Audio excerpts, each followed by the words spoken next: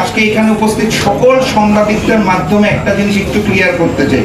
আসলে এত ঘটনা ঘটছে চারপাশে, একটু মিসলিড করা হয়েছে। গতকাল যাকে আমার বাসভবনের সামনে থেকে পুলিশ নিয়ে গেছে, উনি আমার পিএস না, উনি আমার ব্যক্তিগত সহকারীও নয়। ওনার নাম হচ্ছে জনি নন্দী। উনি আমাদের যে যুব সংগঠন আছে যুব জাগপার, তার ক্রীড়া সম্পাদক।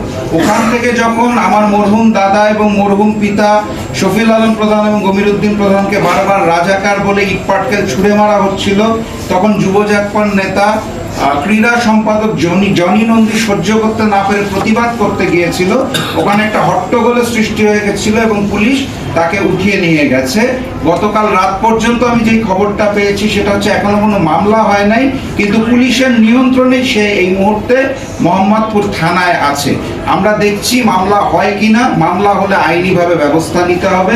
তবে আমি যেটা আশা করব সেটা হচ্ছে মামলা হচ্ছে না, তারপরেও পুলিশ যেভাবে করে তাদের হেফাজতে রেখে দিয়েছে, এইটা বোধহয় সুষ্ঠু চর্চা হচ্ছে না। একই সাথে গতকালকে দেখলাম কন্টেন্ট ক্রিয়েটরকে উঠিয়ে নিয়ে যাওয়া হলো। তার আগেও আমরা দেখলাম 4টি ঘটনা হয়েছে জনাব তারেক রহমানের বিরুদ্ধে কটূক্তি করায় তাদেরকে নিয়ে যাওয়া হয়েছে। এর মধ্যে একজন জামাতের মহিলা বিভাগের সদস্যও ছিলেন।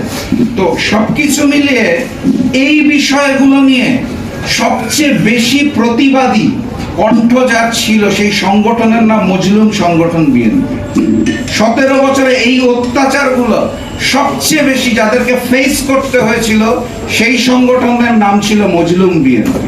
সেই মজলুম বিএনপি ক্ষমতায় এসে যদি ওই একই চরিত্র দিয়ে মজলুমের জায়গায় জালিম হয়ে যায়, তাহলে আমাদের কিছু করার নাই।